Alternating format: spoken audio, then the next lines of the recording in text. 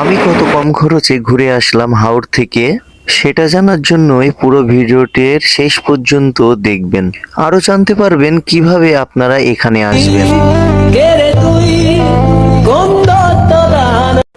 Hello everyone, আসসালামু আলাইকুম। আশা করি আপনারা অনেক ভালো আছেন। আজকে আমি চলে আসছি আপনাদের মাঝে একটি নতুন কন্টেন্ট নিয়ে। আশা করি আপনাদের অনেক ভালো লাগবে। পুরো ভিডিওর সঙ্গে থাকুন। সকালে রাজশাহীর রাস্তা পুরো ফাঁকাই থাকে। প্রকৃতির মাঝে হারাতে হলে অবশ্যই আপনাকে রাজশাহীতে আসতে হবে। রাজশাহীর বাতাস বিশুদ্ধ বাতাস।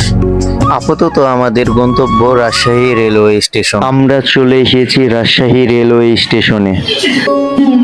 রাজশাহী শহরের শিরোইল বাস টার্মিনালের বিপরীতে অবস্থিত রাজশাহী রেলওয়ে স্টেশন, যা উত্তরবঙ্গের মধ্যে সবচেয়ে বড় রেলওয়ে স্টেশন।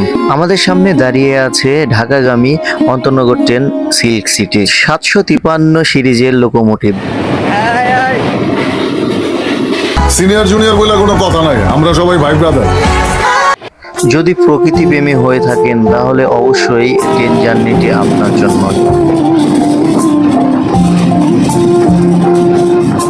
ট্রেনের জানালা দিয়ে প্রকৃতি উপভোগ করার মতো আর আনন্দের কিছুই হতে পারে না।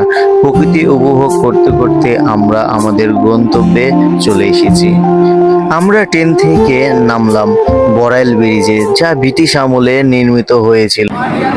অনেক দর কষাকষি করে আমরা আমাদের কাঙ্ক্ষিত নৌকা ভাড়া করলাম, যা 6 ঘন্টার জন্য 1000 টাকা দিয়ে আমরা ঠিক করলাম।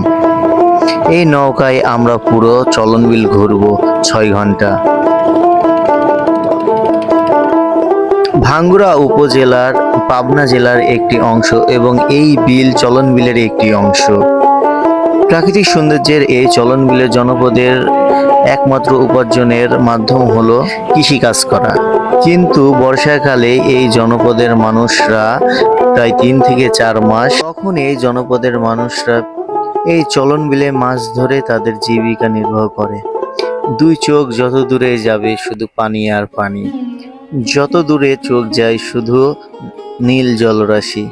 ভিডিওতে দেখতে পাচ্ছেন এই অঞ্চলের মানুষরা কিভাবে মাছ ধরে।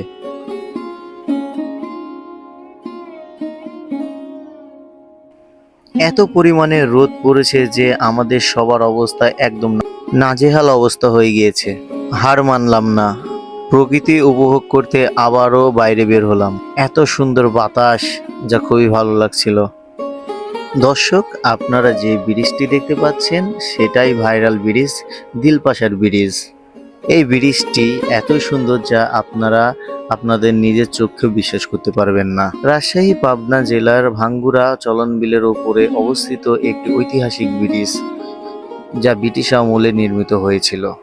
এই ব্রিজটি 650 ফুট লম্বা এবং 15টি পিলার দ্বারা নির্মিত। 1916 সালে এই ব্রিজটি ব্রিটিশরা নির্মাণ করেন।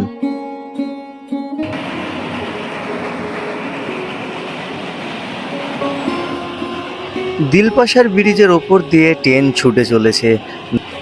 এই ব্রিজের উপর দিয়ে পুরো উত্তরবঙ্গের মানুষরা ঢাকায় চলাচল করে রেলযোগে। ক্লান্ত জীবন একপাশে রেখে ঘুরে আসতে পারেন এমন মনোরম পরিবেশ থেকে। চলনবিলের প্রকৃতি হয়তো এমনই হয়ে থাকে। এই রোদ, এই বৃষ্টি, হাজারো ব্যস্ততার মাঝে চলে আসতে পারেন। আপনার সকল ক্লান্তি দূর করে দেবে এমন পরিবেশ। যত দূরেই চোখ যাবে শুধু নীল পানি আর পানি।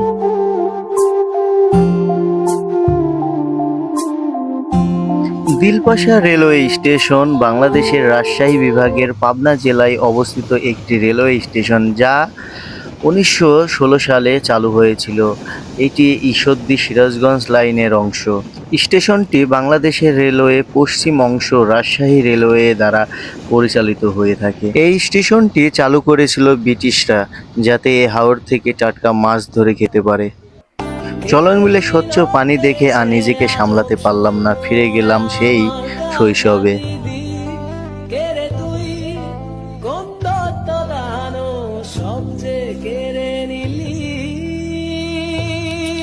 জীবনকে উপভোগ করতে হলে অবশ্যই নিজেকে প্রকৃতির মাঝে ডুবে রাখতে হবে। খুবই কম খরচে আপনারাও ঘুরে যেতে পারেন। আজকে এই পর্যন্তই। এতক্ষণ রাজশাহী থেকে আমরা পাবনার বড়াল ব্রিজে ট্রেনে করে আসলাম সিল্ক সিটিতে, যার মূল্য ছিল 110 টাকা। বড়াল ব্রিজ থেকে 10 টাকা ভ্যান ভাড়া দিয়ে আমরা ঘাটে পৌঁছালাম। 6 ঘন্টার জন্য আমরা নৌকা ভাড়া নিলাম 1000 টাকায়। হাওড়ে ঘুরতে এসে অবশ্যই মনে রাখবেন, আপনার জনসংখ্যা যত থাকবে তত আপনার খরচের ভারটা কমে যাবে। সঙ্গে থাকার জন্য ধন্যবাদ। ভিডিওটি ভালো লাগলে সাবস্ক্রাইব ও শেয়ার করে দিবেন। ধন্যবাদ।